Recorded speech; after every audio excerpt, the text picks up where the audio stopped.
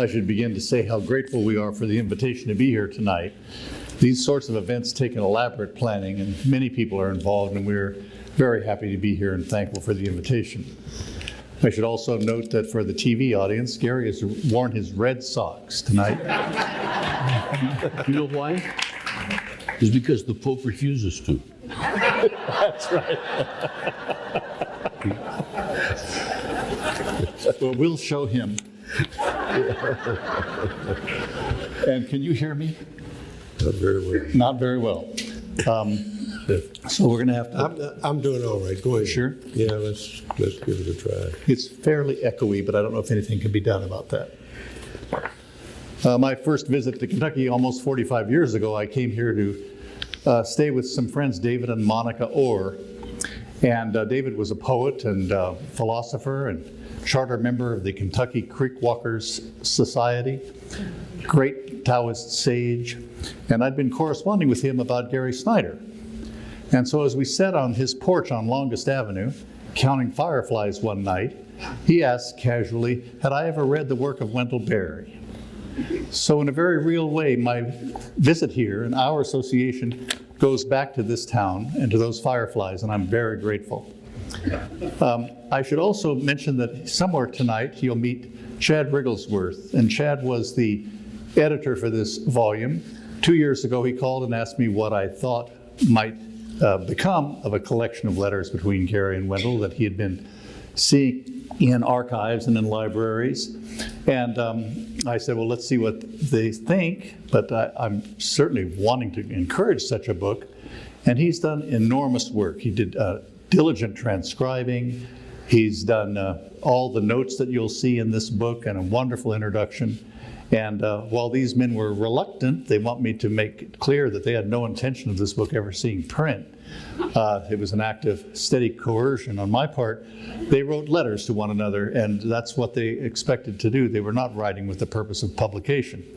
But I think those of you who have a chance to read this book will agree with me that this is a remarkable book, a book that is quite singular in American literature.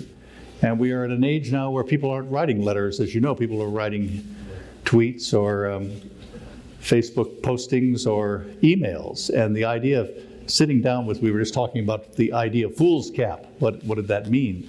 Sitting down with a yellow tab and writing a letter to somebody who is 2,000 miles away about issues from community and land use to religion and family is just disappearing in our time. So I'm very grateful to have been involved in this book. In 1969, Gary Snyder returned from a long residence in Japan to Northern California to a homestead in the Sierra foothills where he intended to build a house and settle on the land with his wife and young sons. He had just published his first book of essays, Earth Household. A few years before, after a long absence, Wendell Berry left New York City to return to land near his grandfather's farm in Port Royal, Kentucky, where he built a small studio and lived with his wife as they restored an old house on their newly acquired farm. In 1969, Berry had just published The Long-Legged House. These two founding members of the counterculture and of the new environmental movement had yet to meet, but they knew each other's work, and soon they began a correspondence. Neither man could have imagined the impact their work would have on American political and literary culture, nor could they have appreciated the impact they would have on one another. Religion and spirituality seemed like a natural topic for the two men to discuss, and discuss it they did. Snyder had thrown over all vestiges of Christianity in favor of becoming a devoted Buddhist and Zen practitioner, and had lived in Japan for a prolonged period to develop his practice. Berry's discomfort with the Christianity of his native land caused him to become something of a renegade Christian, troubled by the church and organized religion, but grounded in its vocabulary and its narrative. In the course of their long friendship, they discussed politics and community, art and commerce, and their unfolding lives at the end of the 20th century. They exchanged nearly 250 letters from 1973 to 2013. So I wanted to begin our we're going to have a conversation, a few questions. They'll read a few poems, and then we will at some appropriate time, although I cannot see the audience, we will throw it open to questions from the audience. And then we'll conclude the evening with a book signing. I wonder if each of you can remember when you first encountered the other's work. Gary's first book, Rip Rap, was published in 1959, and Wendell's first book, Nathan Calder, was published in 1960. But your publications were in very different magazines, and you came from very different literary scenes. Do you recall what you first read of the other? You first? Well, I first remember reading Gary in the basement of the City Lights bookstore in San Francisco, which I could hardly afford to be in, let alone buy a book in, but I stood down there and read Rip Rap. Now, this was been 58 or 9, could it have been? Must have been, yeah. Well, neither one of us had settled. We were not in what our lives were going to be yet. But that book really appealed to me because of its, what I would eventually see as its characteristic, practicality, its orientation to work, getting work done, the way to do work, and so on. And its orientation to the landscape and the natural world. And so I was very glad to read that book, and I eventually owned it.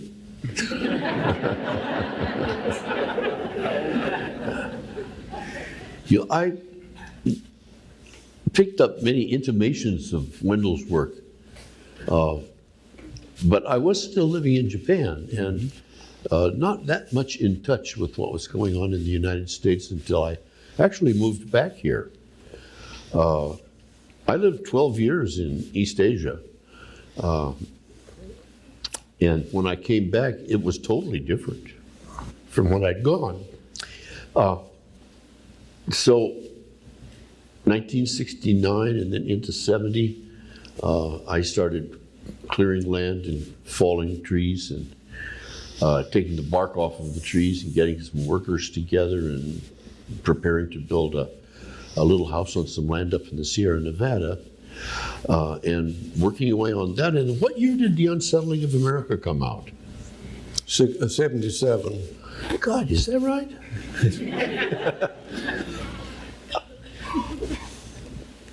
When did we start writing to each other? 73, according to that book, isn't that right? That's it. Let me check here. Jack Schumaker came to see me in 72, and I had seen the Fulcrum collection of your Range of Hope. The British book, Range of Hope. British collection, yeah. And Jack said, I'll send you some more. And he did. He sent me the first Mountains and Rivers things that were published. That wasn't published till 1996. No, six sections they were from. Oh, it was the early one. Little The early pamphlet. one. The little pamphlet, yeah, okay. Well, I can't actually pin it down. But at some point, I realized that we were working along similar lines, both in prose and in poetry, and in homesteading. I really got, the reason I asked about The Unsettling of America was that was for me an incredibly transformative book. And I went around, promoting it to everybody as soon as I got my own hands on it and read it. And that was an assessment and a reassessment and a critique of the whole direction of American technological agriculture in particular, and shallow notions of progress, etc. That nothing else was quite that articulate and focused, I thought, at that time. The Unsettling of America, making the point that we should still take to heart that it is not only the homeless people who are homeless in the United States. Most Americans are homeless. They don't know where they are. People come to California, they don't know they're in a Mediterranean climate. They live there for 20 years and discover that they can't water their lawn in the summertime. there are things like that all over the country where people still don't know where they are. So I said, this is a homeless country. That was one of the ideas I took with me from you. Well, you see, that's exactly what my understanding of this country. We don't know where we are. We haven't found it out yet. We're farther from it. My experience of the West is that it's arid. That's the first thing you notice, but people flood irrigate their lawns in Phoenix. Mm-hmm. You can see them in the airplane going in. Yeah. And John Wesley Powell, who was head of the Smithsonian and the guy who first ran the Colorado River in a wooden boat and who lost one arm in the Civil War, incredible figure. He wrote this huge tome called The Arid Lands of the West, which was published by the government printing office in the 1870s or 1880s. He said, and it's still true, but you know, nobody believes it, the truth about the American West is that it's arid.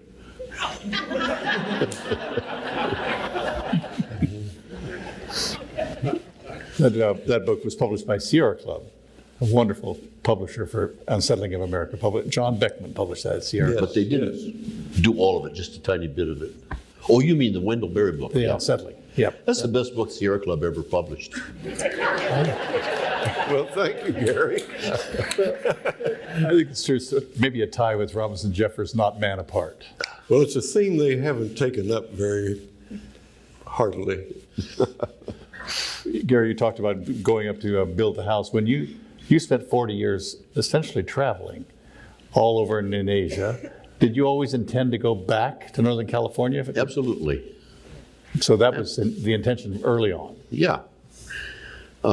I had never thought, and one should not think, unless you're going out to be a dedicated monastic monk, you should not think that your spiritual practice and spiritual studies is a lifetime commitment to one spot. That, in other words, what is called a Zen monastery, a Zen Buddhist monastery, is not a monastery in the sense that a Catholic monastery is a monastery. It's a school. And when you're finished doing your studies there, you're expected to go back out into the world. Mm-hmm. And be a teacher, an example, follow various possible courses, or at the very minimum, take over some old run-down country temple and fix it up again. That's what they do in Japan. When you left Kentucky and went to Stanford, a lot of people were leaving the South and leaving rural life for the cities, as they had since the Second World War, but a lot of young people were especially trying to escape what was familiar to them, to find something new. Had you all intended to come back to Henry County from the first time you left? No, I bought the line that people from places such as I come from had to get away.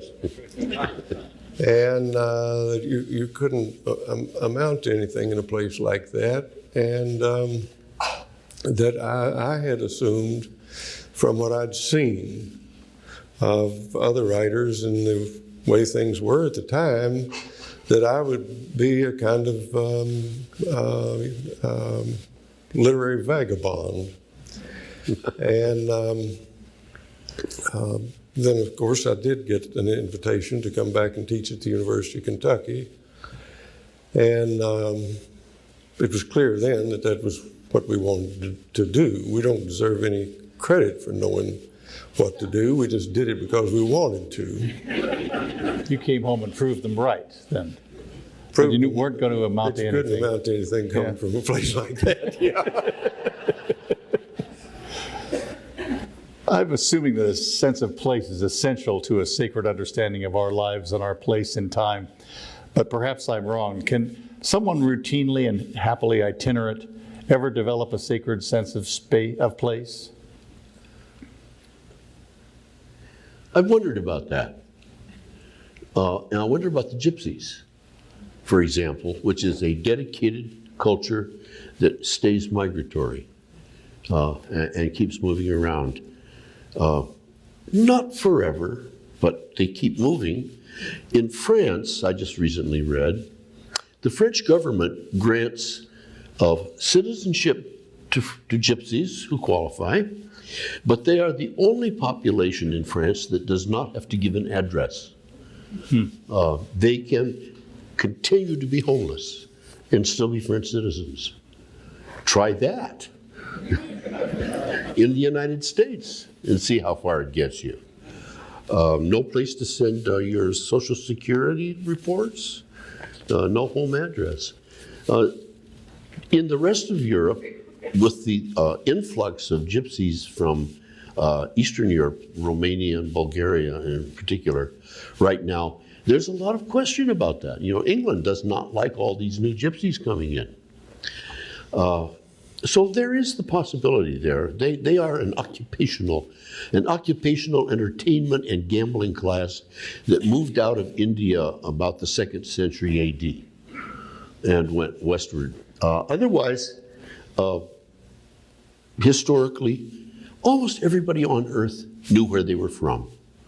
And they had some sense of where north, south, east, and west were, which direction the rivers flowed, what the seasons were like. And they understood how to make a living in terms of those limits and those qualities. And everybody had a territory. It's just that some territories were bigger than others. Like grassland nomads are not totally nomadic, and they don't just go anywhere. They know where their limits are, and they stay within it. As much as, say, some California Indians who never went more than 20 miles from where they were born because they knew what they were doing there. So sense of place is tied to the nature of the landscape and the subsistence knowledges that are required to live in the landscape, but they always have limits and bounds and knowledges that go with them. And songs and stories, I would say. You remember the story of the Hopi trying to go to Stockholm without passports? Oh, I do indeed.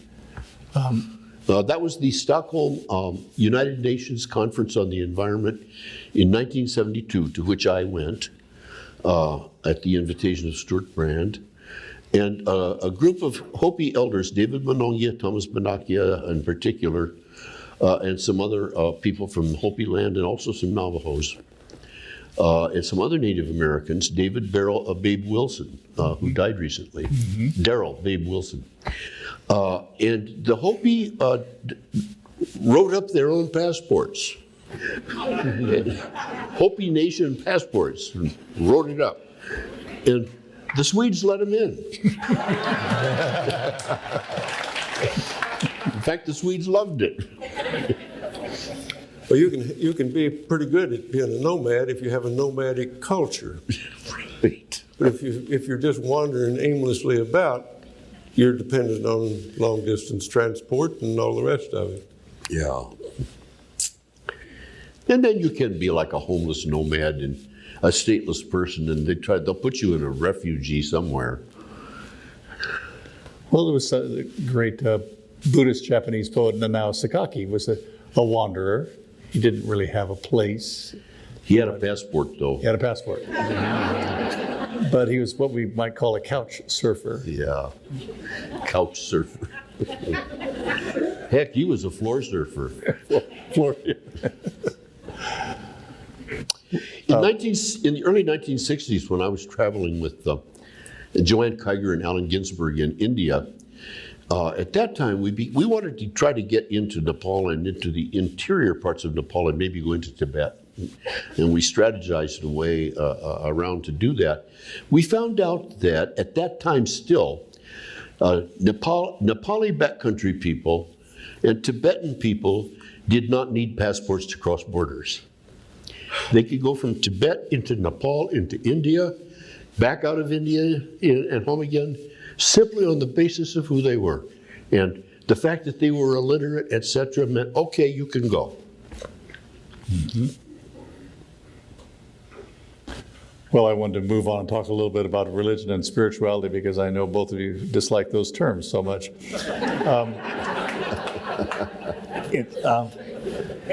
It's often suggested that ancient burial practices may have been the first evidence of a religious temperament, grounded in a human or near-human sense of a developing curiosity about an afterlife. And one idea of the birth of religion suggested by ancient Greeks and some other much more ancient societies was that religion came about to blunt the fear of death. Shakespeare has Hamlet summarize this in his famous To Be or Not to Be speech, to sleep perchance to dream. There was a fear of what was going to happen after we died. Was it going to be a continuous dream, whether that's an Aboriginal dream time or what really happened? As death occurs around you with loved ones and friends dying and your own mortality comes into focus, has religion played any part in the way you've begun thinking about death? You first, Wendell. Did you hear a word I said? Yeah. Oh, good. Yeah, I sure did. It is hard to hear up here. Well, it seems to me that some thought of an afterlife is more or less natural. When I went out to the wake at Moab for Edward Abbey after he died, I was the only one who didn't speak to Abbey as if he were there, and didn't assume that he was, in my remarks, that he was overhearing the whole proceeding. That set me thinking in a way, because that was not a very religious crowd. And you hear that creep into conversation all the time.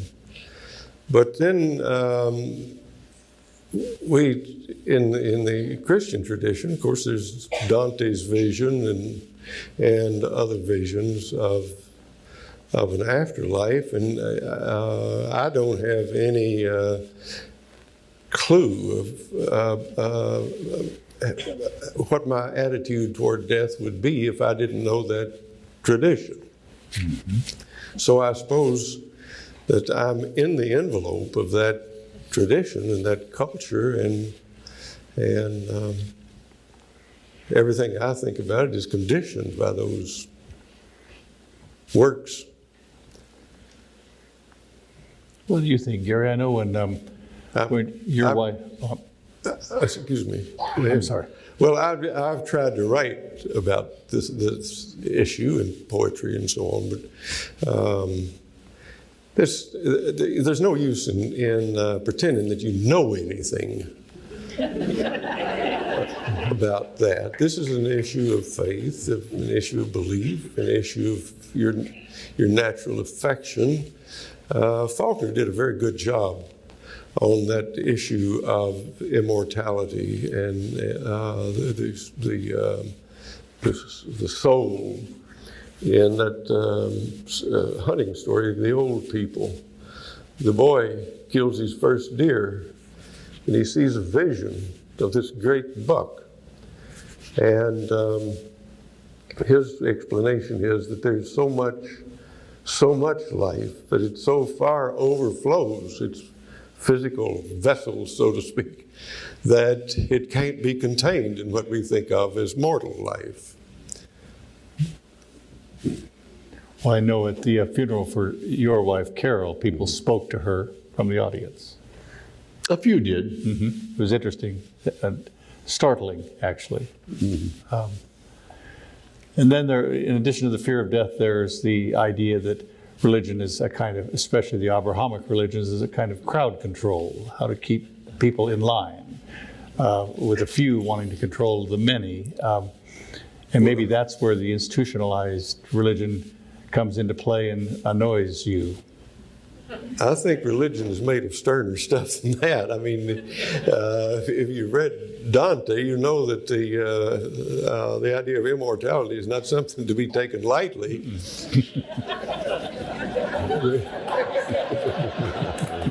There might be such a thing as justice, mm-hmm.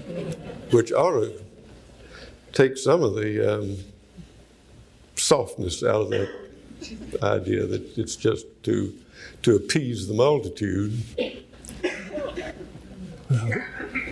Gary, can you recall what attracted you first to Buddhism? Was it specifically Japanese Buddhism that you were first attracted to? I was first attracted to Buddhism on account of its ethics. Prior to that, I think I must have been 8 or 9 years old at that time. Prior to that, I have to step back. I have to go back just a little bit farther than that. Both of my parents were dedicated atheists. My mother had been born into and raised for her first 10 or 12 years in a Texas Methodist family, which completely turned her off. And she had nothing but scorn for the teachings that she heard from her mother, actually, who was an enthusiast. And she really disliked it. And also, she had a rational, post-Enlightenment, natural kind of, that is to say, French Enlightenment type mind that said, this is a natural world and natural things happen, and you shouldn't try to invent some extra and unnecessary stories to account for it. And so I absorbed in my early years the sense that, the natural sense that, yes, things are born, things die, and when they die, they go on into the compost and keep things going in that way. Following on that, I also naturally and without any particular plan felt communication, connection, obligation, need to relate with other non-human living beings. I lived in the wild countryside north of Seattle on a small dairy farm that we developed, surrounded by cut over old growth forest land for miles, with all kinds of birds, vegetation, and wildlife in it that nobody seemed to know very much about because they were busy, cutting cedar shakes and milking cows. And I grew up milking cows and taking care of chickens.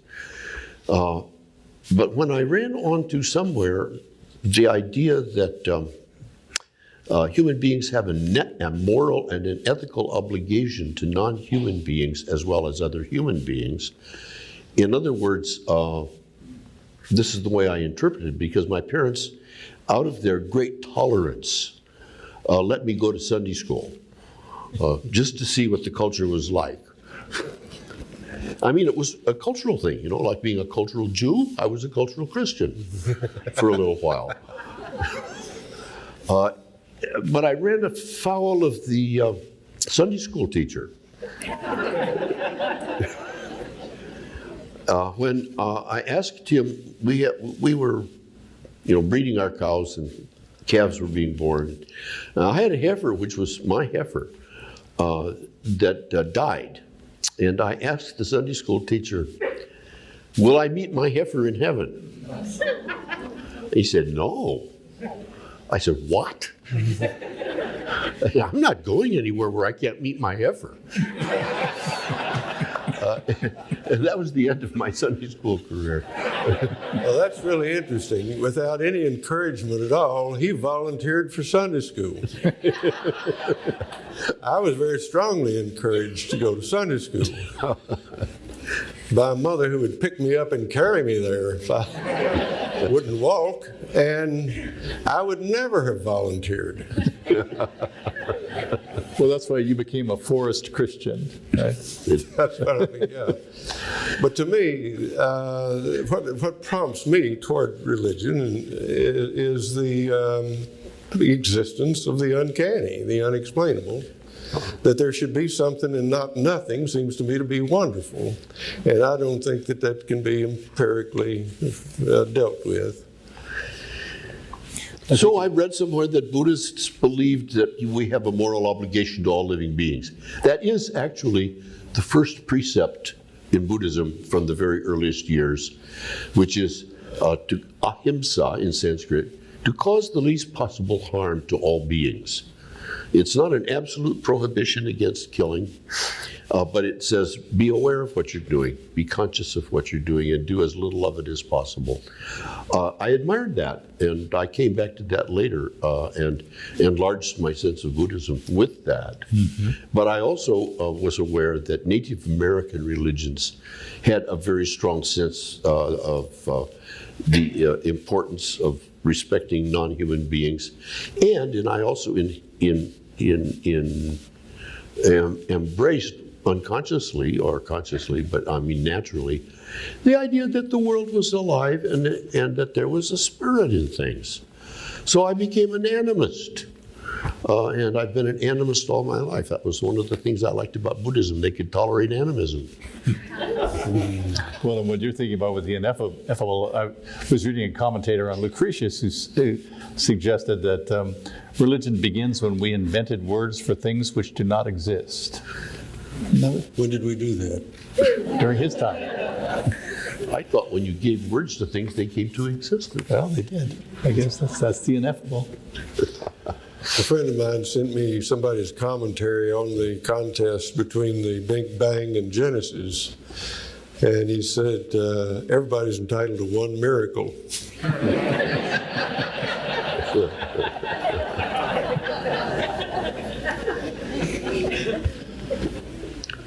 Well, I've got 40 questions, so I'm going to just jump ahead here, and we're going to wind this down fairly soon. But Kierkegaard said that faith without doubt is simply credulity. Who said that? Kierkegaard. Kierkegaard. Great Christian existentialist. And he said, in doubt can faith begin. And then you and I, Gary, have been talking recently about Stephen Batchelor's fine book, The Faith to Doubt. Yeah. Can you say something about the place of doubt in your own spiritual life? Well, in my spiritual life, which is more or less an animist, peasant, Buddhist spiritual life, doubt is everything. I don't know nothing. And I don't care that I don't know nothing. I'll just make do without knowing very much. And I think everybody else has to do the same.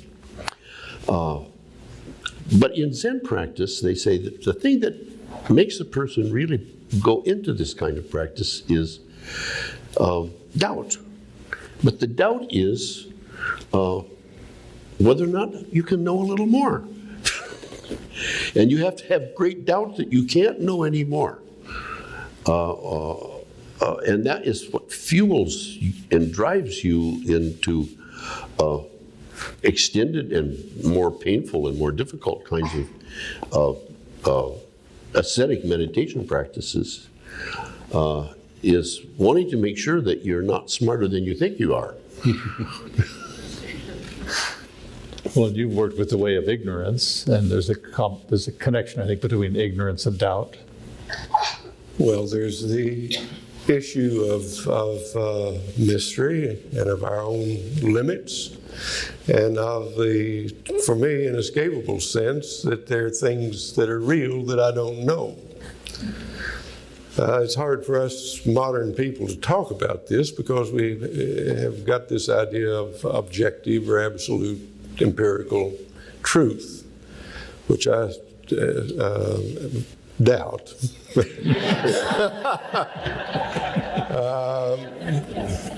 So you need some kind of framework to put that problem in, your own limits, the mystery of our existence here, which is wonderful, literally. Well, enjoying mystery and enjoying doubt becomes part of it. Sure. Yeah. Well, how much is doubt and how much is mystery? How much is ignorance? But the other thing that prompts me is the issue of practice, and that's where Gary is, and my very marginal understanding of Buddhism have really helped me. Gary's orientation to practice, which means practical practice. Yeah, having something to do. That's what Buddhism does. In Buddhism, they don't talk about faith ever. You know, what is faith to anybody? What do you do is the question. When you meet somebody on the trail up in Tibet, you don't ask what's their religion, you say, who's your teacher and what is your practice? And it's assumed that you're really working on something or thinking about something. So the idea of right livelihood plugged a big hole in Christianity for me, as it came to me. There was no concept of right livelihood. The churches taught that there was such a thing as full-time Christian service, by which they meant being a song leader or a missionary or a preacher. The rest of us just had to get along the best we could. We had no practice. And I think that's still largely true of Christianity.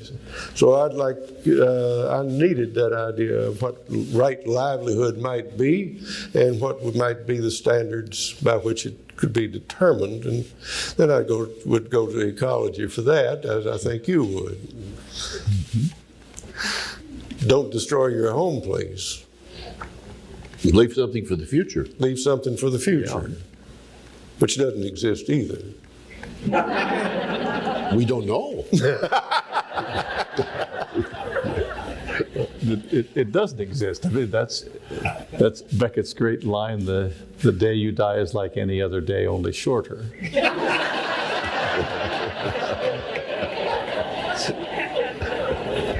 Yeah, if we get that far. I like what Albert Einstein said with his doubts about God. He said, "Sir, if you're really there, I wish you would be more obvious." If he were more obvious, it'd be a lot easier. Too easy. Let's move on to the ideas of wilderness. I'm really running out of time here, but Thoreau is often misquoted, believing he was an advocate for wilderness, but his ideas were actually more complex than that. He actually said, in wildness is the preservation of the world. Yeah. Gary, you've worked very hard to think through what is actually meant by wild and the wild. Would you share a few thoughts about those terms, what they actually mean? I'd be happy to, yeah. Wild is a very interesting term in the English language, and one with a double set of meanings. One set of meanings that has become popular is like wild and crazy, meaning immoral, possibly, excessive, nutty, freedom in an excessive way. But if you analyze, if you go into really finding out what things mean, what you mean when you say wild, like what is a wild animal? It's an animal that takes care of itself. It doesn't have to have artificial insemination or food given to it. It finds its own habitat, it finds its own mate, and it goes about its own way. So it's just a free, independent being that will die its death whenever it does, in whatever way it does. And that would be true of plants, and it also be true of native persons. What is a wild Indian? There's nothing weird about that. It's just a person that isn't connected to the government.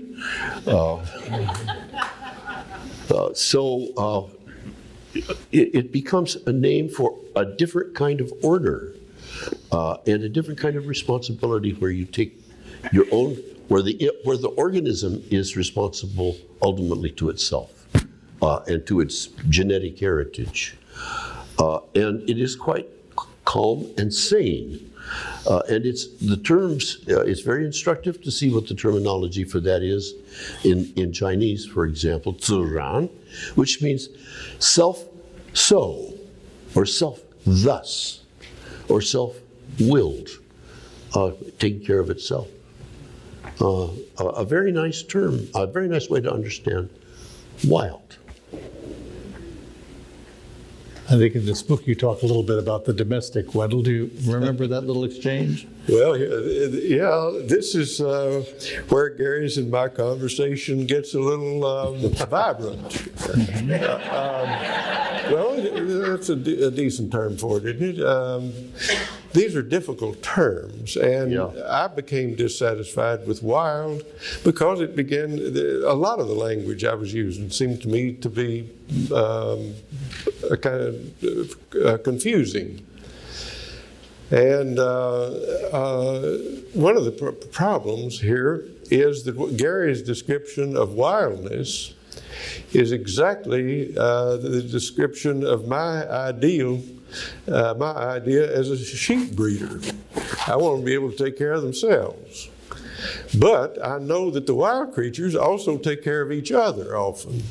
I mean, the herd animals watch each other to see who's heard what. Yeah.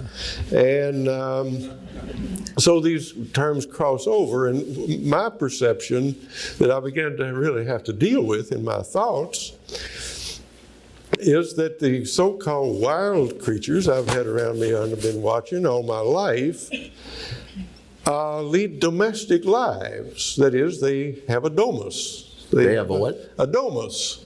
Yeah, we'll come back to that. A household. Yeah. One of your terms. One of the terms you helped me to understand. The household on the earth. Oikos. Yeah. Right. And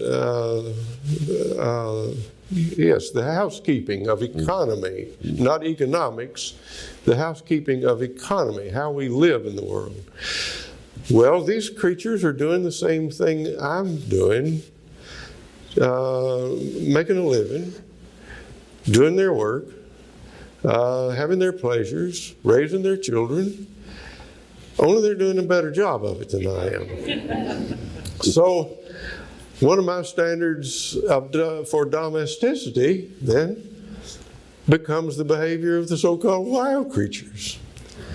And I think we're going to have to apply ourselves to these terms. I don't think there's any animosity between Gary and me on these issues. It's just useful. Well, I think you I've say, needed him, you see, because he resists. well, I think you said these creatures, look at them, they build little houses. And Gary said, yeah, but they don't build fences.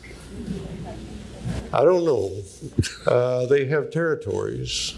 And for birds of certain species, their song is a fence. Huh. So, Or an attractant.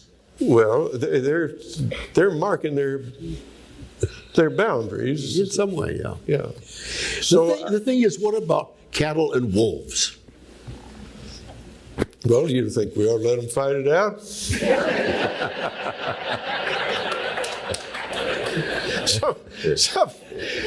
Sometimes we're allowed to take our own side.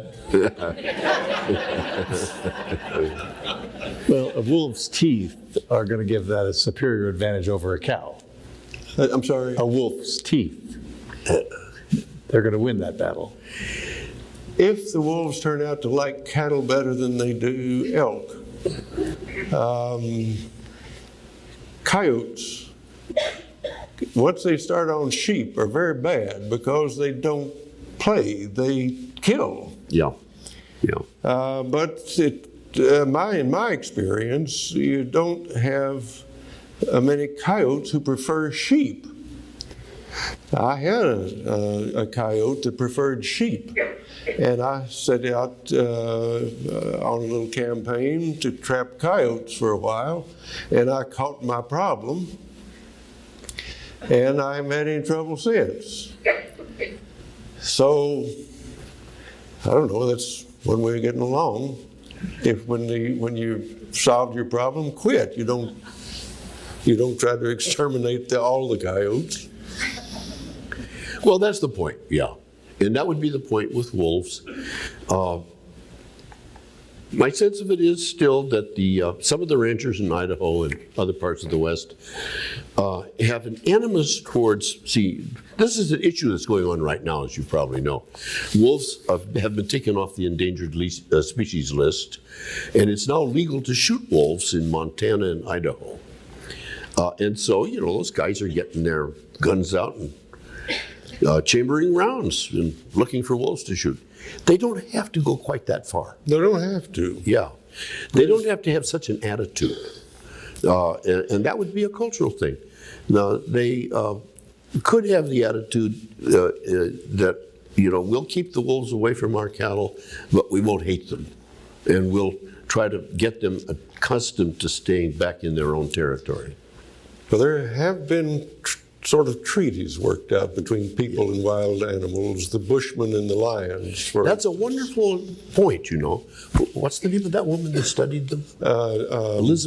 Elizabeth Maddox Roberts. Right. No, wait a minute. No. The harmless people. Elizabeth Maddox Roberts is a wonderful Kentucky novelist. Okay. Elizabeth Marshall Thomas. Elizabeth Marshall Thomas' study of lions and bushman people in the Kalahari Desert. Yes. In which she said the Kalahari Desert people, the San Bushmen, have for some way, over the generations, worked out some kind of truce with the lions. And they don't go around carrying rifles, they just throw a few rocks at them and say, stand back, we're coming in to get a little meat away from this dead antelope. They can do that, and the lions will then come back and finish off the antelope. It does not produce violence amongst them. She tells about working on her notes in her tent one night, and she hears one of the bushmen yelling. And he's yelling at lions, and 3 lions have come up, and they're in effect standing on tiptoe watching the people. And one of the bushmen picks up a firebrand, and he goes out and he shakes it at the lions, and he says, "You lions, you know you're not supposed to be here." And they turn around and leave.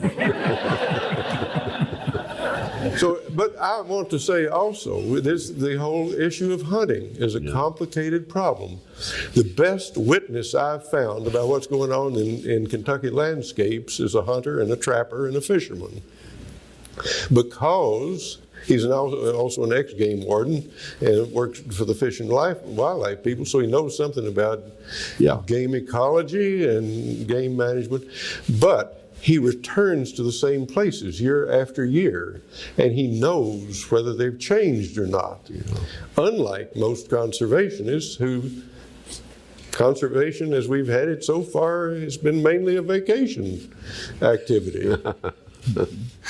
You go a different place every year, you have a wilderness experience, you come home, suffer the rest of the year.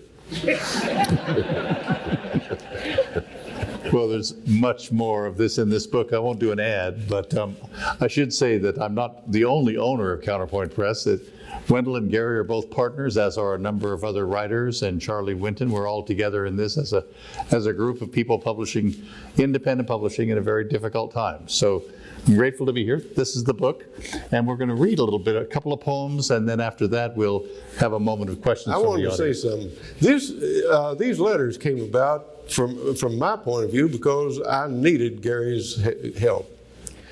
And you've been the kind of publisher that I needed. If I'd had to go to these large publishing houses, my work would have been buried under deceased candidates for bestsellers. So there's a wonderful braid of interdependence and privilege in this little association up here, and it ought to be acknowledged. Thank you.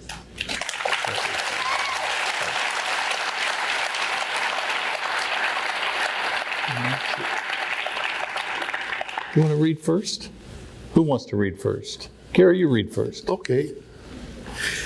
Wendell and I are going to finish each with one poem.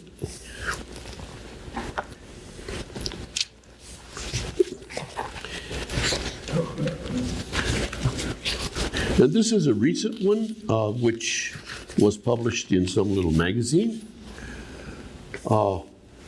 And will be in my next book of poetry whenever I publish it, maybe next year from Counterpoint Press. Starting the spring garden and thinking of Tom Jefferson. Turning this cloddish soil still damp and cold with a heavy curved crofter's spade. Finally, I read the life of Thomas Jefferson. Here we are, about the same age, 80, except I'm living alone with my dog and spading a tiny spring garden, and he had hundreds of workers on the farm fixing the house while he mostly wrote letters and thinking. True democracy is to help everyone do for themselves, which means we must think with the help of the whole. Neighborhood, bullshit detectors in place, but clearly and cleanly forgiving. To be free is to get past too much lonely, stubborn, deluded private thirst for what? For things? For some small perks? So give and take. Where was Jefferson in this, I wonder?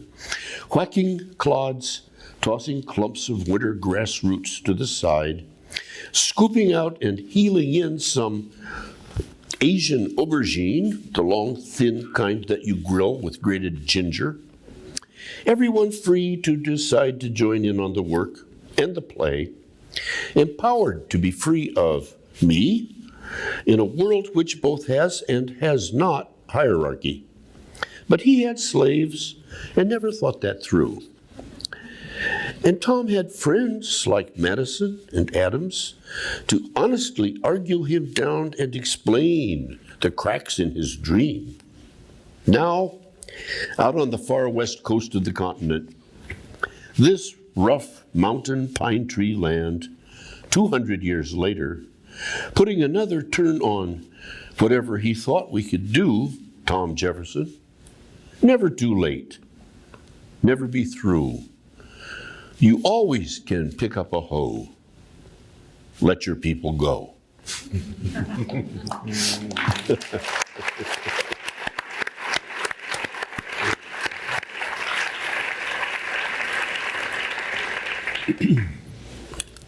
Well, this is a poem from this day, the collected poems, or the collected so far Sabbath poems that I've been writing since 1979. And they, like letters written, are somewhat tentative. They keep coming back to the same things that I've pondered before and repondering them. This is a poem trying to think again about the history and the possible future of the hillsides around my home. New come, we took fields from the forest, clearing, breaking the steep slopes. And this was a fall from a kind of grace, from the forest in its long Sabbath, dependent only upon the genius of this place, to the field, dependent upon us, our work, and our failure, first and last, to keep peace between the naked soil and the rain. From the laws of the first former, we fell to the place deformed. The hard rains fell then into our history, from grace to fate, upon our gullied land. We numbered the years, not many, until the forest took back the failed fields with their scars, unhealed and long in healing. Our toil forfeit to the trees of a new generation, locust, cedar, box elder, elm, and thorn. In spring the redbud and wild plum, white and pink on the abandoned slopes, granted such beauty as we might have thought forgiving. By leaving it alone, we are in a manner forgiven. And yet we must wait long, long, how much longer than we will live, for the return of what is gone, not of the past, forever lost, but of health, the promise of life in land remade, finally whole. Left alone, the pioneer generation of trees gives way to the oaks, hickories, maples, beeches, poplars of the lasting forest. By keeping intact its gift of self-renewal, not as our belonging, but asking how we might belong to it, what we might use of it for ourselves, leaving it whole, we may come to live in its time, in which our lives will pass as pass the lives of birds within the lives of trees. Well, that's a try. That's nice. It made me wonder, now how would it be to try to live in a climax forest? Really I wonder if we could, can the house lights go up a bit? There were people who did. Yeah, then you can get questions.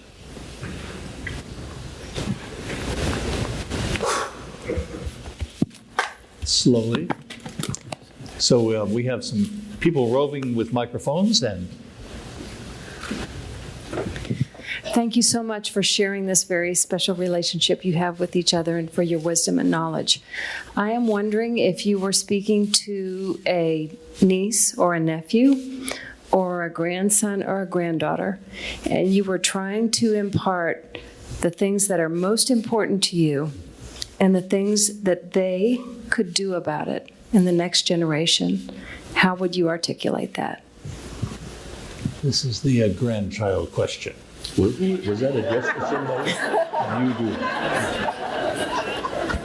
Well, I keep asking my grandson if he knows the difference between a woodpecker and a peckerwood.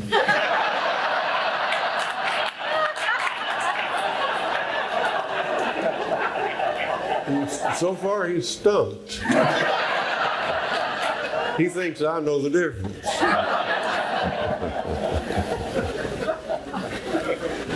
Did you hear that question? Yeah, I did. Okay. And I have a couple of simple starting responses to that. The simplest is teach respect for food and for cooking and say grace at every meal. And it doesn't matter, what the particular religious language of your grace is, or even if it isn't religious at all, but you have to say thanks. That's what it's about. It's about gratitude. Teach children that. And the second thing is, if you have a son, like I had sons that I was showing how to fall trees, even small trees, when we were clearing the underbrush and so forth, I would try to tell them to always apologize and say thank you to the tree. Okay? That's a start. Ethics. Etiquette. Well, I think if you're going to work and you do something that's safe enough to have a child accompany you in, then keep them with you and let them learn to work. Absolutely. Yeah. They'll learn to work by playing at it, and they won't know that they're learning. And then finally they'll find out, and they won't want to do it so much. It'll be too late then. Then it's too late. Up top here, I can't quite see you, but please Yeah. go ready. My question is simple. What should schools teach? Simple.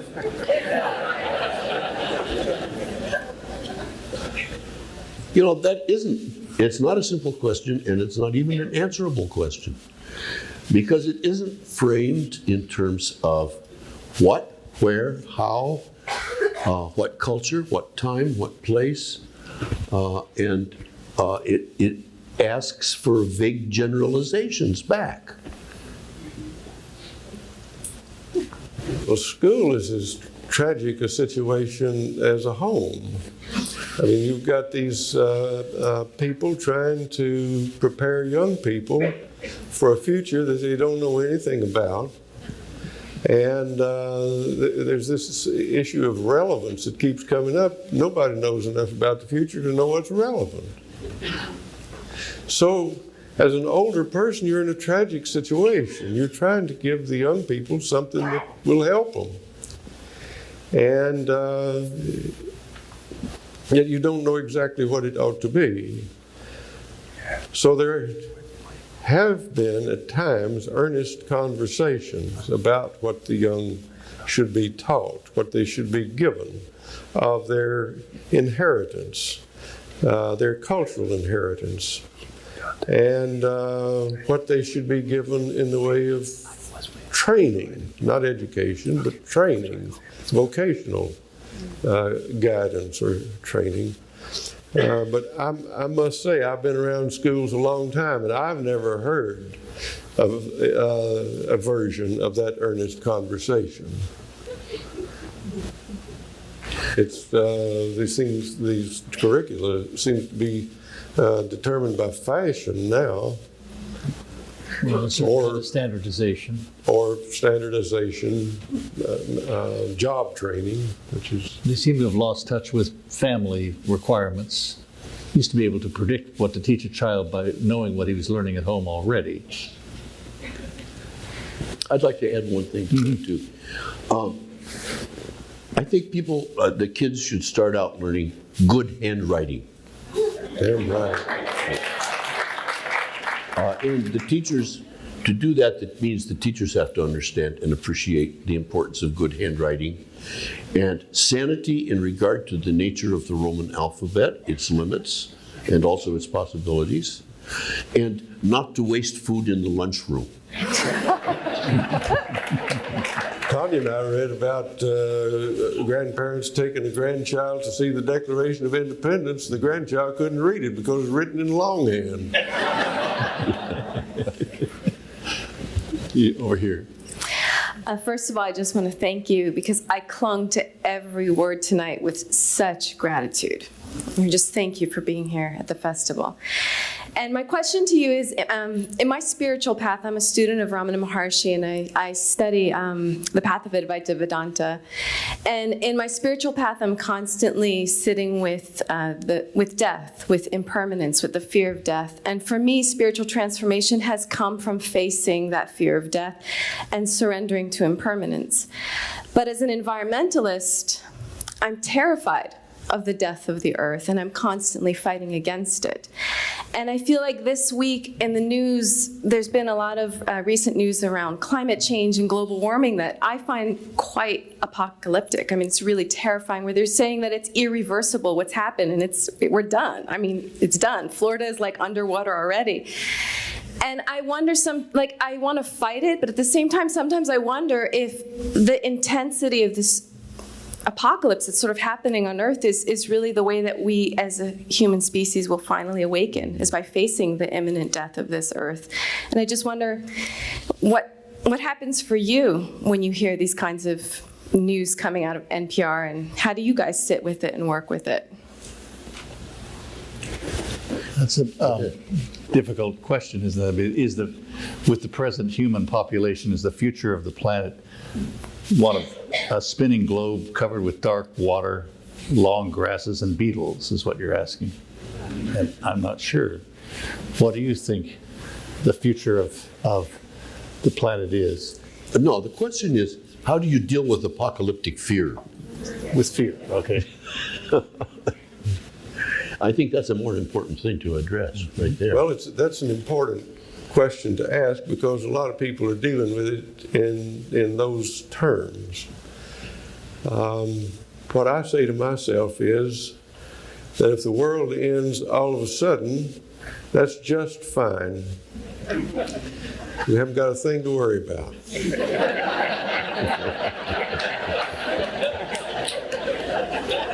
It's more likely to end a little at a time over quite a long time. And so then I say to myself, well, it's never going to get so bad that a well-intentioned person can't do something to make it a little better for somebody else.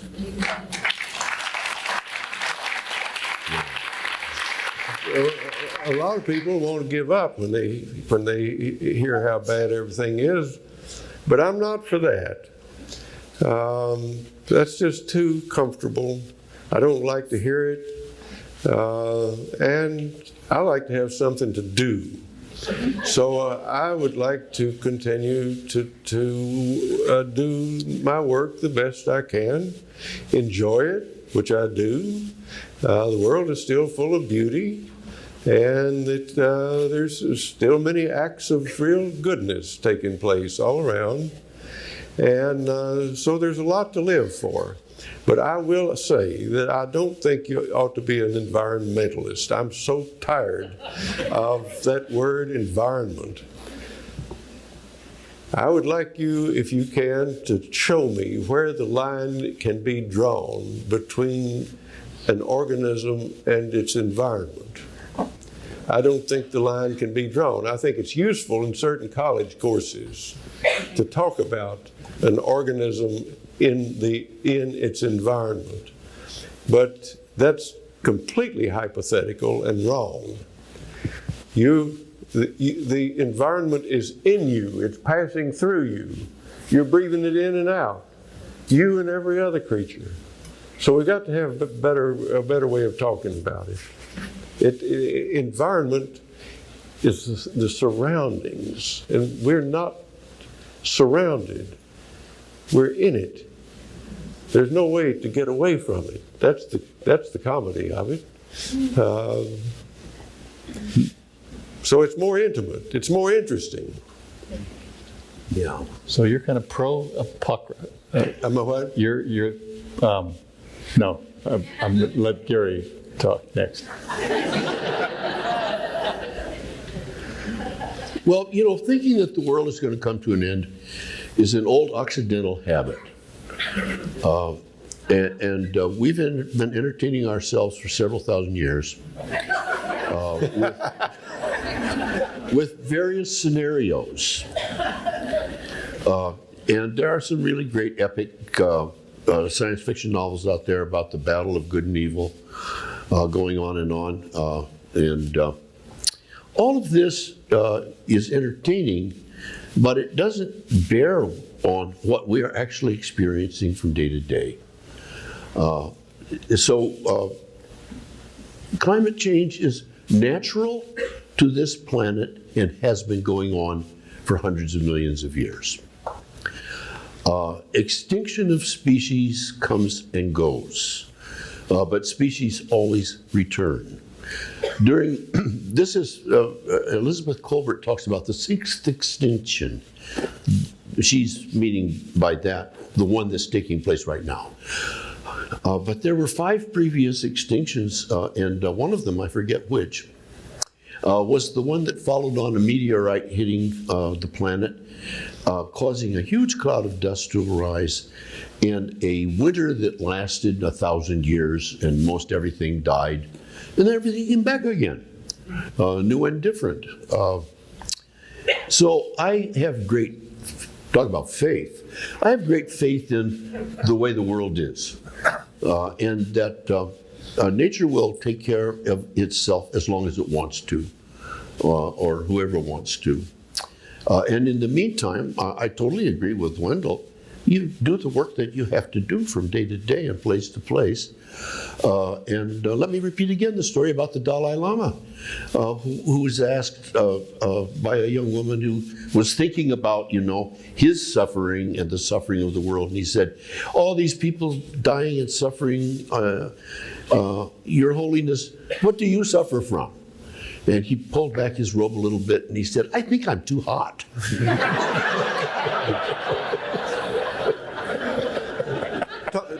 Thomas Merton is a venerated figure around here. And Thomas Merton and I had a mutual friend, the photographer Ralph Eugene Meatyard. And Gene Meatyard took Tanya and me with him one time down to Gethsemane to have a picnic with Merton. And in the course of our picnic, we got to talking about the Shakers. And I said, I don't understand. The Shakers thought the world could end at any minute. If they thought the world was going to end at any minute, why didn't they just build some little mud huts? Why did they build the best buildings that have ever been built in this state? And Merton says you've got it wrong. If you know the world can end at any minute, you know there's no reason to be in a hurry. You take your time and you do your work very well. That's the sanest thing I've heard on the subject.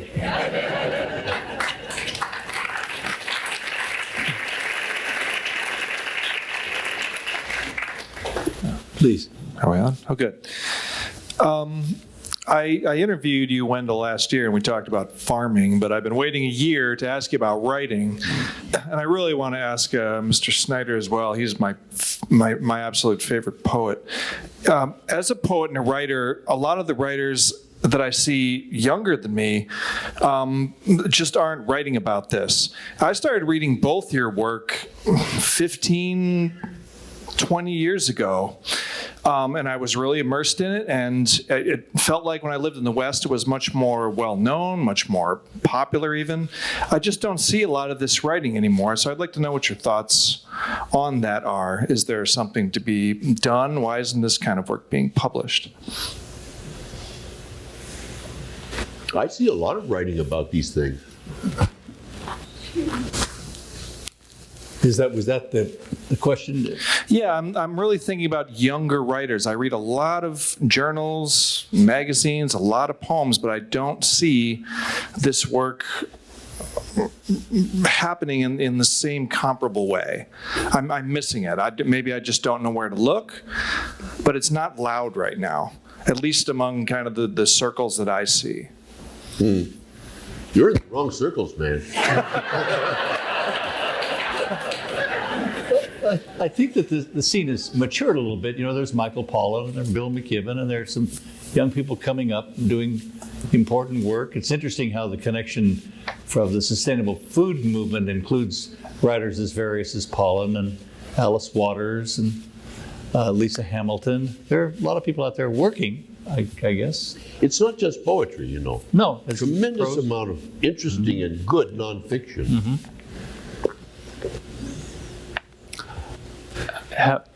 Having turned to both of your writing for so many over here.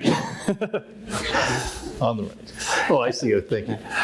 Having turned to both of your writing for so many years for perspectives and insights into being a human, I was so tickled to know that you have been turning to each other for so many years for these same conversations. And I was wondering if one or both of you could speak for the need for spiritual friendship and how those relationships nourish and feed your own inner dialogue and journey.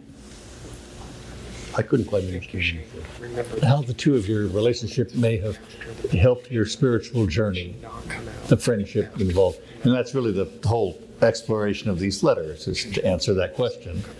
Well, I think that at some point in that book, I speak of Gary giving me binocular vision, that I could, seeing things as he saw them, gave me another eye to look with, and better depth perception, perhaps.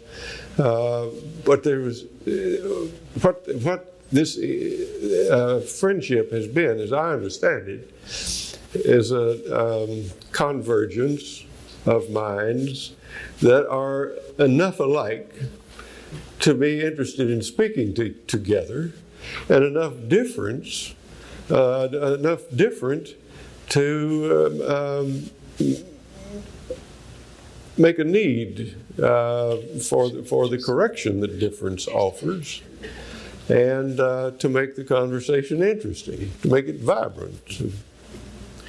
I completely agree with you. And I think I have never put it in the same terms, but binocular vision is one really good way to put it. For That's a both way of to us. put it. Yeah. All of a sudden you think you've got another presence in your mind. Yeah. And you're saying, now if Gary were seeing that, he would see it this way. And after a while you know, or you know enough to make a confident guess anyway. Well, you say somewhere in the letters that if you agreed, you wouldn't have anything to talk about. I didn't hear Jay. You said at some part in the letters that if you agreed about everything, you wouldn't have anything to write about, to talk about. No. The same with anybody you care about. If you agreed about everything, what's the use? It's really, some of the most fun letters in the book are when you really annoy each other. I mean, speaking personally. We are polite to a fault in that book, you know. We become very strenuous sometimes, explaining ourselves and defending our position. But there's no rancor. That's what's remarkable to me in the book and reading it is that there's no rancor in it. Well, that's the No, advantage not of at all. editing these letters. That's the advantage of editing these letters. He said that was the advantage of editing them. But you know, I think they're that way anyway. I think we are. I was teasing. You're teasing it, yeah. Mostly.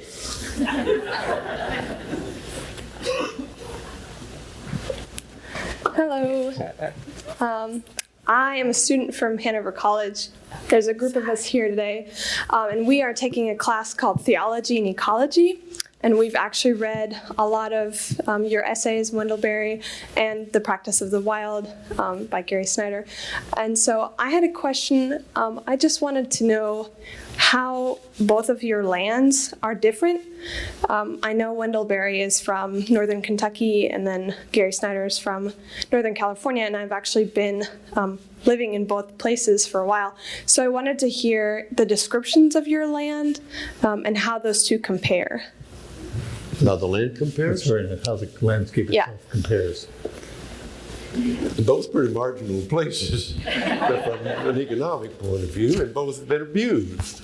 I think yours has been much more abused than mine. Well, I'm thinking about those mining sites that you drive through to get to your place. But that's 3 miles from me. I got you. Well, I can forget things that are 3 miles away myself. Well, do you want to briefly, you want to describe a hillside farm in eastern Kentucky? Well, the hillsides, if I look out look off my front porch, I can see thousands of wooded acres on slopes. And I know that every bit of it has been cleared and cropped. And at first, it's easy to think, well, you can lay blame. And then you begin to get into the history, and you remember the people you knew, and you remember the stories you've heard, and you know that blame laying is not all that easy. People came here with the illusion that they were wherever they were when they left, or they were still where they were when wherever they came from. They didn't have time to really learn the place, and they were under economic pressure. These are lands that nobody really has ever applied themselves to the problem of. What is the very best use for land of this kind?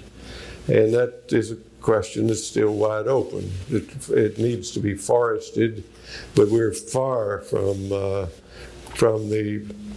having developed a best way of using the forest. So we've got these mostly pretty well healed hillsides, but the old crop roll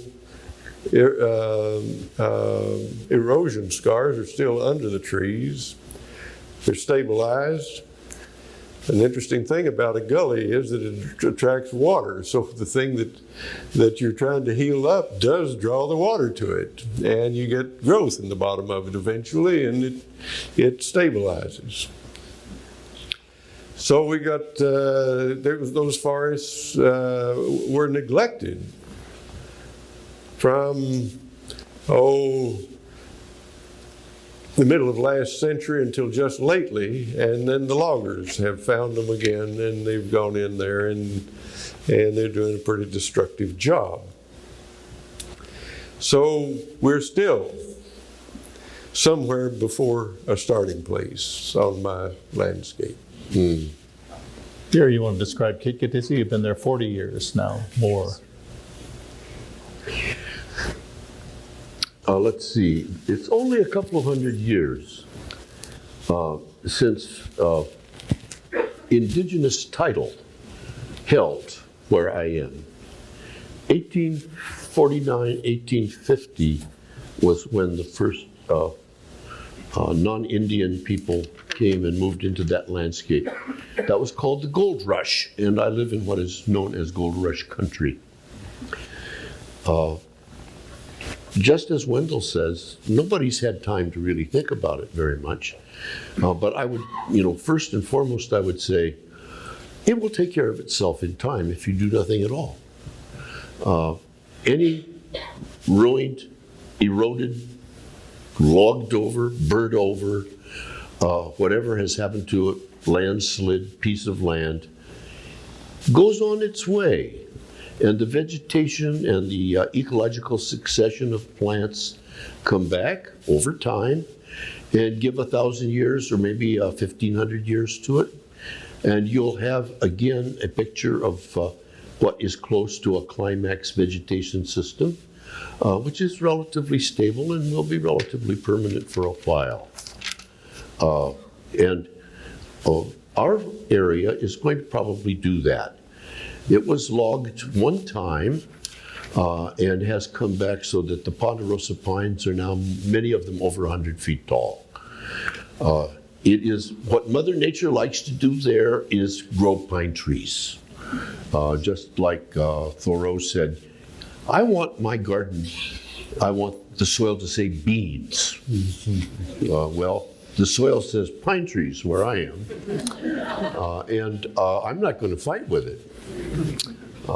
So it's not an agricultural spot, although you can have a small kitchen garden, and that's not difficult.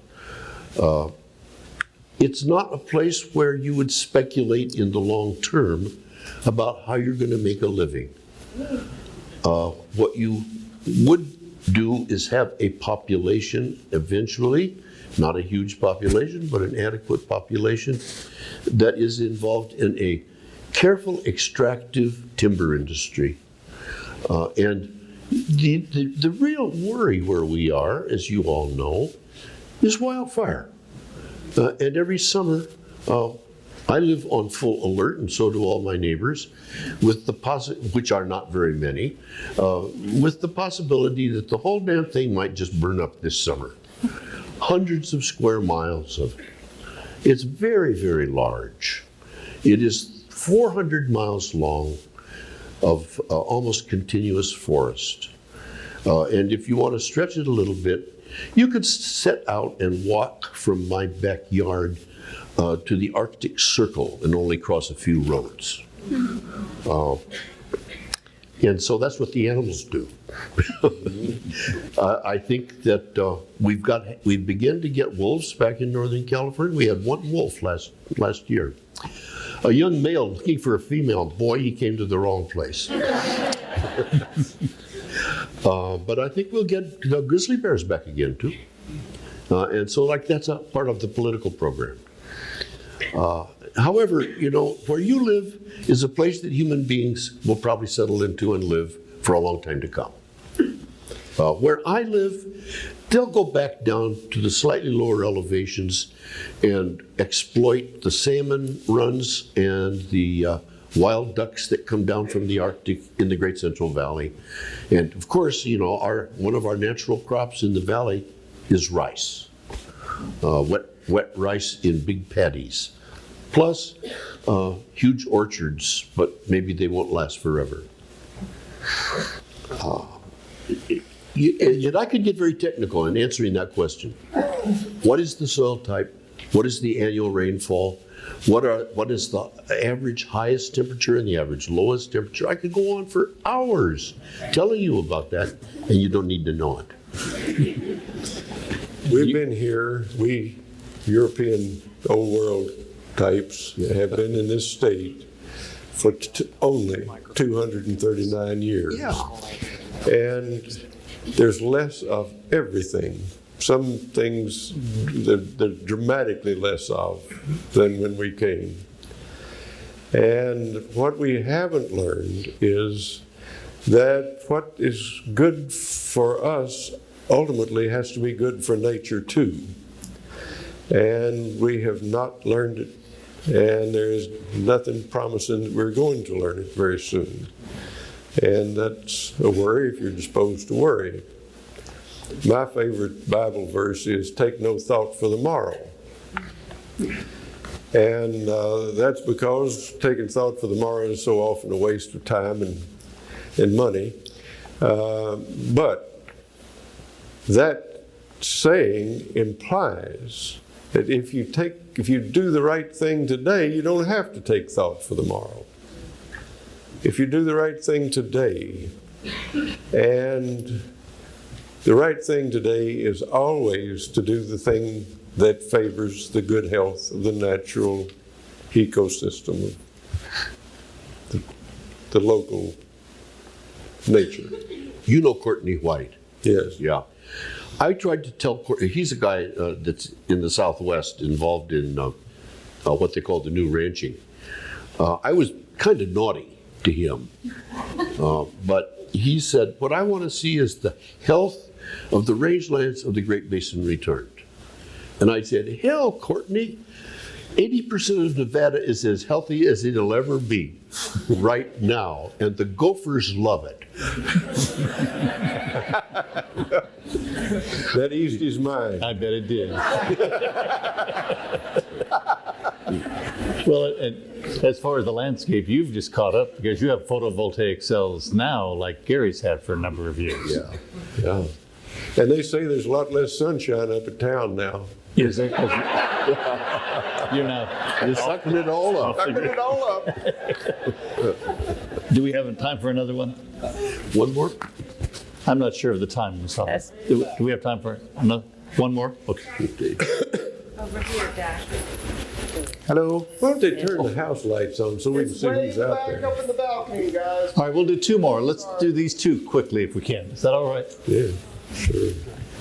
Okay, thank you. I like to believe that in your lifetime you have noticed the shift from to a more secular world, which means that everyone has to keep their faith to themselves at work and in schools and all that. My question was, do you think that could that it's possible to exclude spirituality at work and be able to fully live it at home? And if yes, how could that be an impediment to the transition to a more sustainable future? We're going to have to have some help on that. I think, let me try to repeat this. So Does the secularization of the world as a whole, since that has, I think they must have noticed it throughout their lifetime and during their work. Mm-hmm. So do they think that people can live out the spiritual side of life at their work or in schools and be able to fully live it in their homes? And if it's yes, then how could that actually be an impediment to the transition to a more sustainable future? So, if there is a dichotomy between the secular world and a spiritual sense of the world that one lives at home with, but one goes into the workplace that's a newly secularized workplace, how can one deal with those two contradictions? I'm not sure that I'm right, but... I don't live in a secular world. Okay, that's a good answer. Well, I'm trying not to, too. I don't go to... my workplaces are all sacred. Well, that's kind of what this conference is about, sacred lives in sacred places, where we do think of that as, well, we consecrate our lives and our places on a daily basis. That's the importance of saying grace and saying thank you. Almost as simple as that. Well, if I understand Jack's understanding of the question, this is an important issue. That there's a prayer in the Book of Common Prayer in the 1928 version, one I have, that for every man in his work, it says, that he will work to the glory of God. And I think there are a lot of workplaces in the world, as it now is, where that's an impossible concept. Impossible to imagine that in such a place one could work to the glory of God. Now, I don't know what you do about it. Take a good lunch,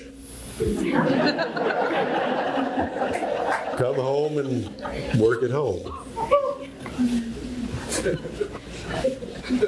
We have time for one more, I think. Oh, yes. Good evening. This is my first visit to Kentucky, the first day in Kentucky, and not only the outside is beautiful, this discussion is very enlightening, and I'm grateful to be here. I can easily look back at my life 50 years very clearly and how I have a chance to travel around the world, how it has changed. I would love to ask both of you that as you look back at your life, how do you project the world 50 plus years out? A little bit better? About the same? Or worse? And what would be your assumptions for those views? Thank you. Is the world worse now than it 50 years, 50 years past and 50 years in the future, would you like to reflect on either one of those? 50 years in the future seems the simplest.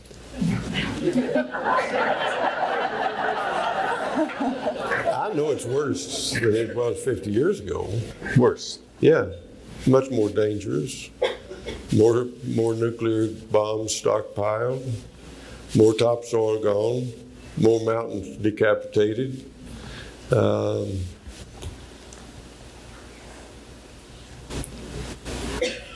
Childhood's not as free. Mm-hmm. But it's getting better in some ways. More bike paths. You can get tofu almost anywhere. You get what? You can get tofu almost anywhere. Well, there are a lot more people concerned now than there were 50 years ago, which is, of course, the result of what I'm talking about. You get lots of earnest questions from people? Yeah. Yeah. Well, you couldn't have had this conversation in Louisville 20 years ago. Exactly. Yeah. Well, when did you debate Earl Butz? Was that 50 years ago? When did I begin? When you were debating Earl Butz, was that 50 years ago now? Time flies. When I was debating Earl Butz. Oh, that hasn't been 50 years. That was in 1977 or 8. I thought it was 60 something. Okay. Yeah. That was after the unsettling of America, which was a tribute to him. But not very many months ago, the Wall Street Journal, in an article, referred to Wendell and me as neo-Luddites. So there you go. You could have a little I own the designation. I'm willing to be a Luddite. You guys could get tattoos. Neo-Luddite with an arrow through it. Exactly. Well, the Luddites were right. See, so the Wall Street Journal was right. So the Wall Street Journal was right. Yeah. If somebody is bringing in a machine that takes away the life support from you and your neighbors, and you oppose that, you're right. I don't think there's any question about that. I wouldn't hesitate. If I could get at it, I'd damage it. I mean, I want to shoot a drone. It's the last thing I know of that I want to shoot, but I'd love to shoot a drone.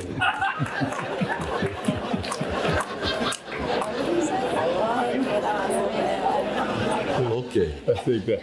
Well, thank you. Thank you both. All right. that was fun, Gary. Yeah. You have to stay seated because I'm going to ring this bell for a moment. We're doing what? Stay seated because I have to ring this bell for a moment.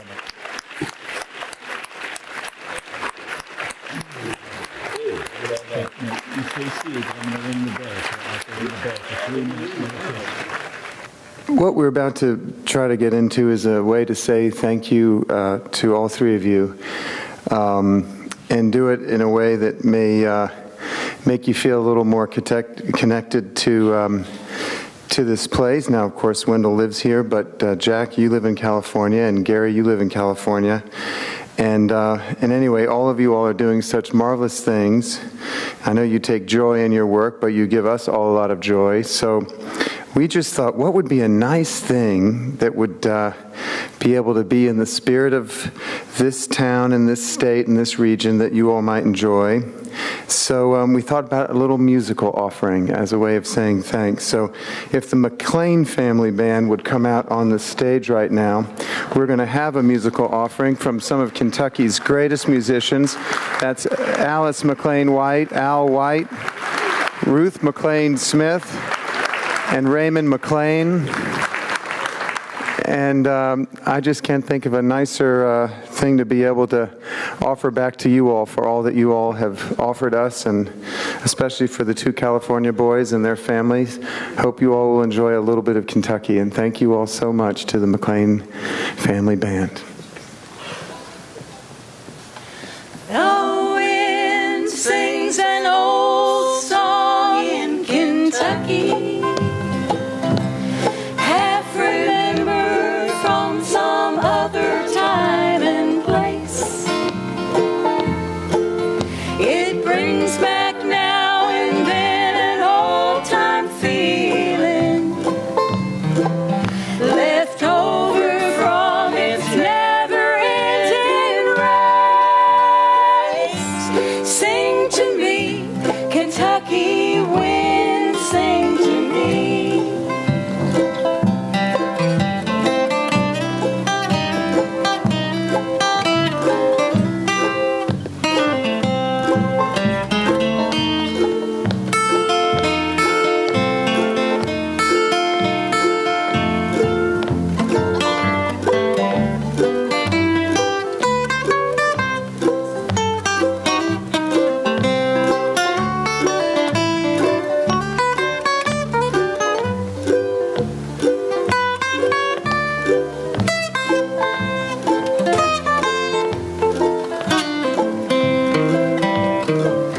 The wind saves its best voice for the evening,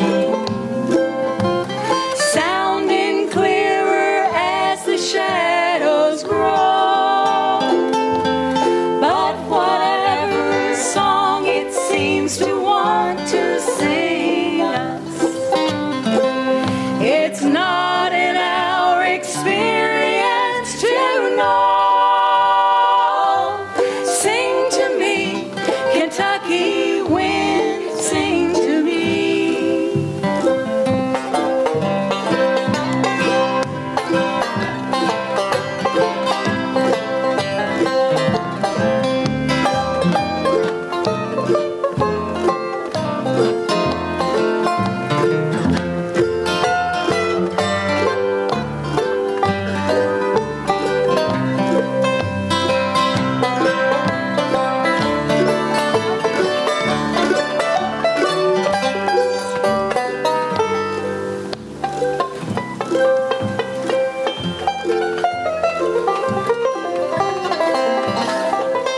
If I could only see things as the wind does in its restless journey through the land,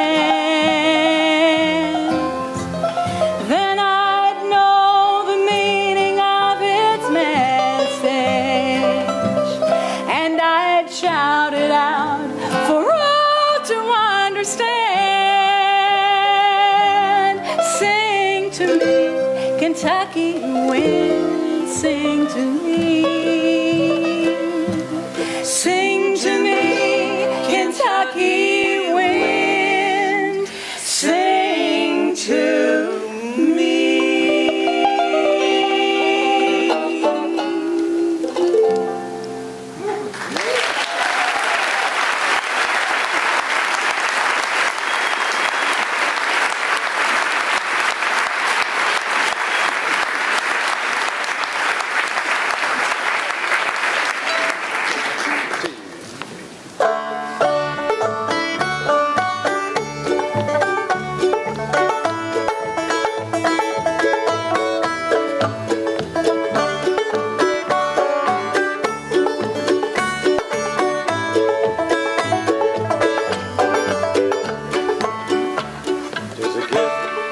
simple. 'Tis a gift to be free. 'Tis a gift to come down where we ought to be. When we find ourselves in a place just right, it will be in the valley of love and delight. When true simplicity is gained, to bow and to bend, we will not be ashamed. To turn and to turn will be our delight, till by turning, turning we come round right. 'Tis a gift to be gentle, 'tis a gift to be fair, 'tis a gift to wake and breathe the morning air, and every day to walk in the path we choose. 'Tis a gift we pray we may never come to lose. When true simplicity is gained, to bow and to bend, we will not be ashamed. To turn and to turn will be our delight, till by turning, turning we come round right.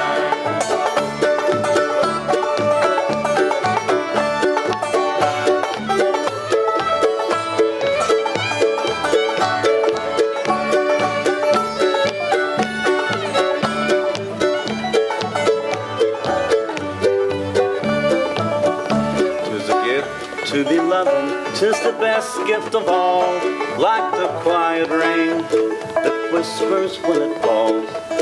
When we have this gift, we may surely believe that it's better to give than it is to receive. When true simplicity is gained, to bow and to bend, we will not be ashamed. To turn and to turn will be our delight, till by turning, turning we come round right. When true simplicity is gained, to bow and to bend, we will not be ashamed. To turn and to turn will be our delight, till by turning, turning we come round right.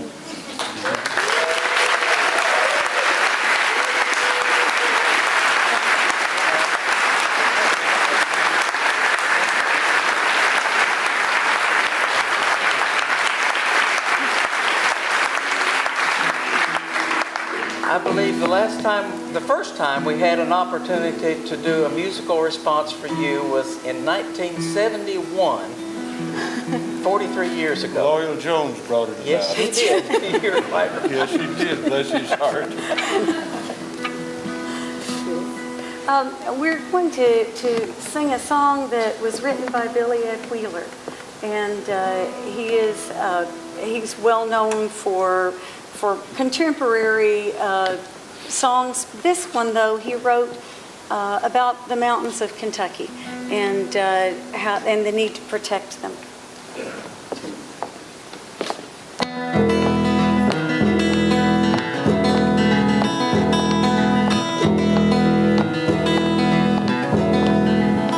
I was born in Appalachia, where the rhododendron grows.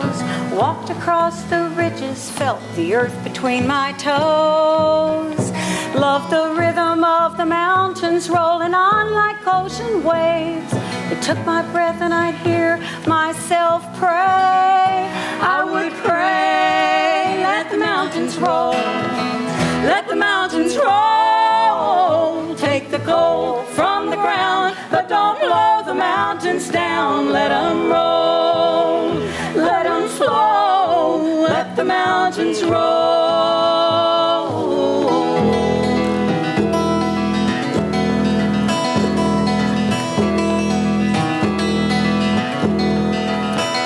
There's thunder on the mountains and down here below. I can feel the ground tremble from the blast. My kraut crock is empty and my cabbage patch is gone. My way of life is changing, changing fast. Let the mountains roll, let the mountains roll. Take the coal from the ground, but don't tear the mountains down. Let them roll, clean and whole. Let the mountains roll.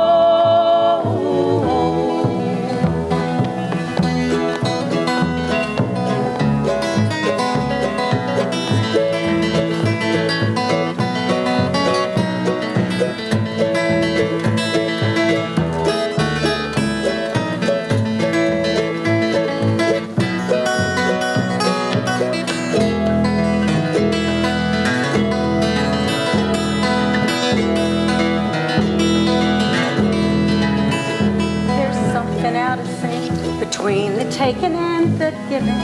I feel it in my bones and in my head.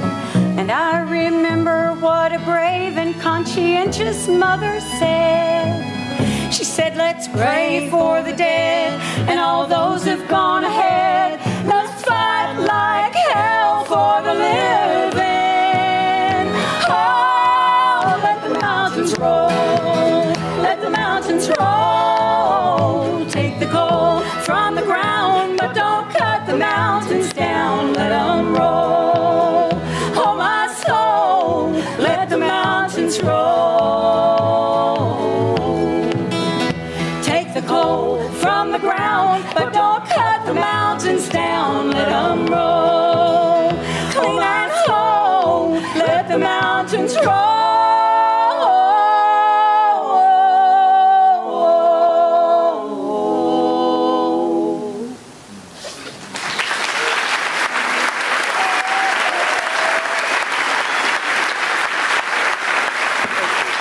Hello, hello. That's the McLain Family Band, you all. Let's give it up for the McLain Family Band. Alice McLain White, Al White, Ruth McLain Smith, and Raymond McLain. Thank you all so much. Everybody's standing for you. You see that?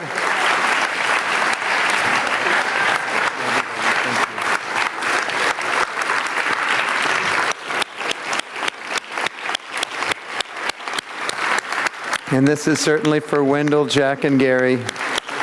Thank you all so much.